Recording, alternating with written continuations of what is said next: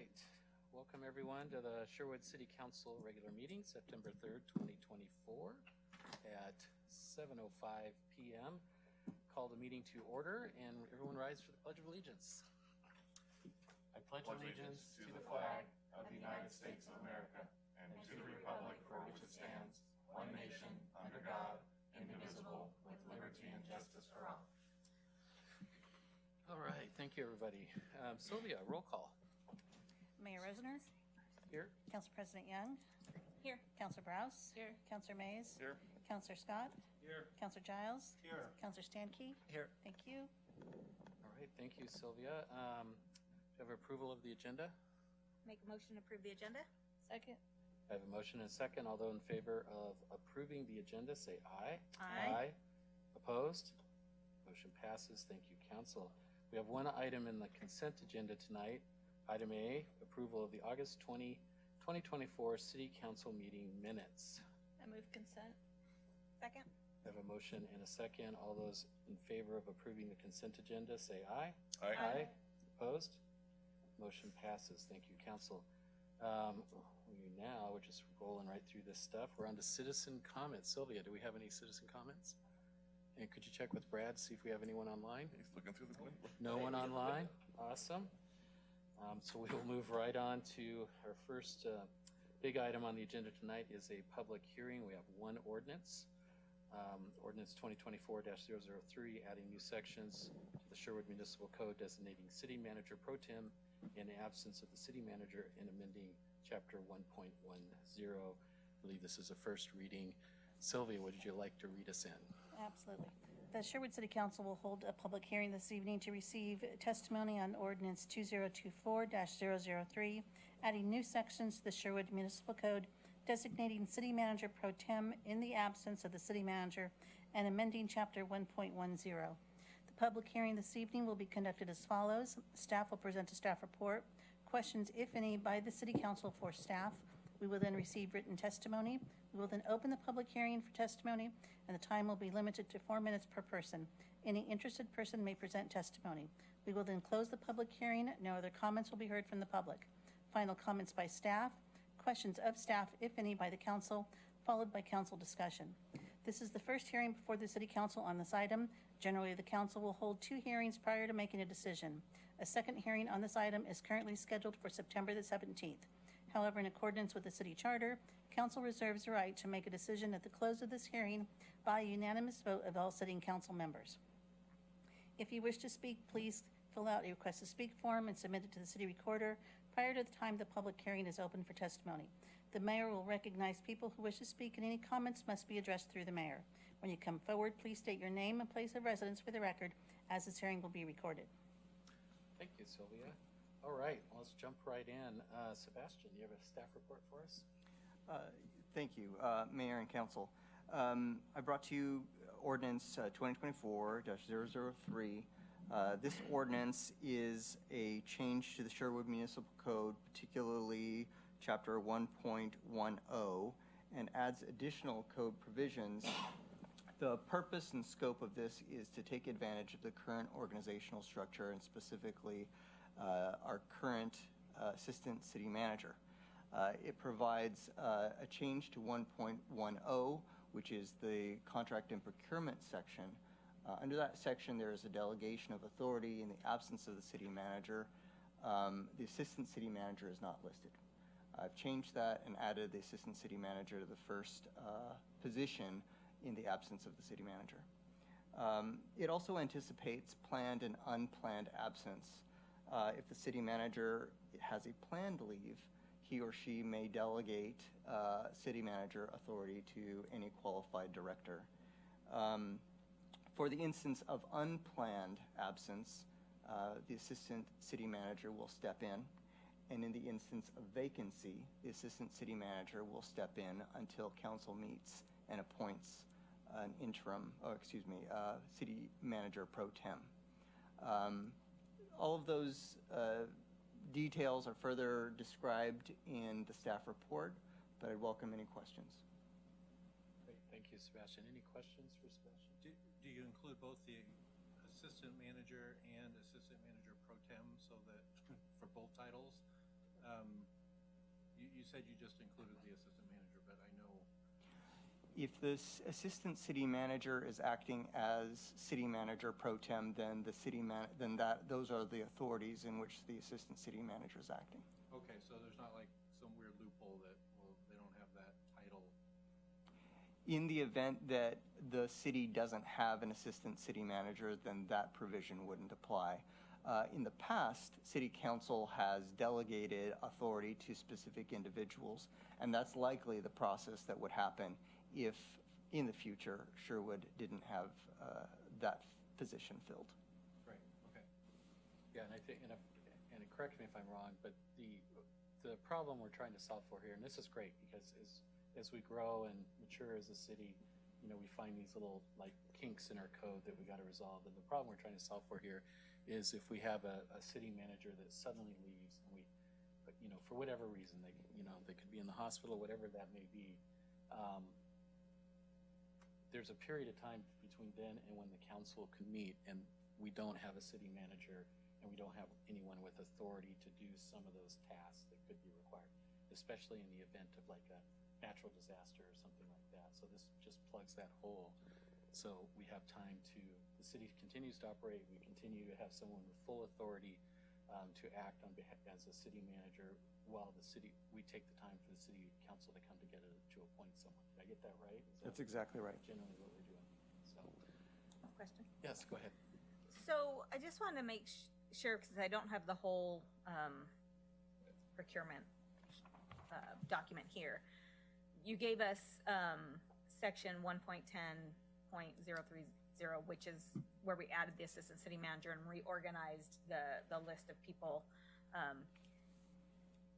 and showed those changes. But then down below in the actual ordinance, are we adding the 1.040.01 and 1.0409 city manager absence? Is that added language? Yes, chapters 1.04.01 and 1.04.09 are new code provisions. Okay. The .10 is a definition, and then the .09 pertains to planned and unplanned absences. Okay, that wasn't clear to me, but now it makes sense. So, okay. Awesome. Any other questions? Great. Was there any written testimony that we need to cover? Or any written comments that came in? I'm not aware. Okay, great. And Sylvia, you didn't get any. Great. So we'll go ahead and open up the public hearing. Anyone in the audience tonight like to give testimony or public comment on this ordinance? Going once? Jason? Sure. I'll pass. Do we have anyone online? Nope. We'll go ahead and close the public hearing at this point in time. Unless there's any other discussion or comments, I'm assuming the will of council is we will, I was anticipating what you were about to say. Go ahead. I was going to say, to me, this is a fairly uncontroversial and obvious correction. I'd be happy to vote on it tonight. I don't think we need a second reading, just to be efficient, but it has to be unanimous. So I haven't read my it yet, opinion. so I'm not voting on it. okay, well there you go. Next second reading. Awesome. And my personal opinion is, unless it's a true emergency, we shouldn't use that clause, and we can come back to this next week. Anyways, it sounds like we are done with our public hearing. Thank you, everybody. And thanks, Doug. City manager report. Mayor, Council, just a couple of them tonight. Wanted to let you know Meineke roundabout closure this weekend, Sunday night from 4 p.m. to 12 a.m. For some repaving, and they'll be grinding. That's why. Your mic's off. Or is it on? When No, yours that is red. one's opposite. It's on. Never mind. That's I why they're apologize, actually doing the work on Sunday night when there's less traffic. And then I just wanted to let you know the ADA transition plan is the draft is actually on our website, taking public comment. So if you want to take a look at it, that's where it's at. That's all I have tonight. Thank you, Craig. Any questions for our city manager? When you say it's on our website, are we advertising that somehow on social media that's there for people to, are we? We don't have to advertise on social media, so it's on our website. We're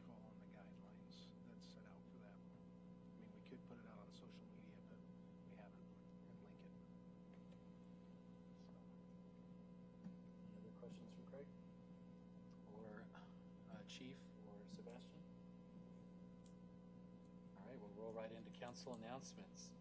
Dan, would you like to go first tonight?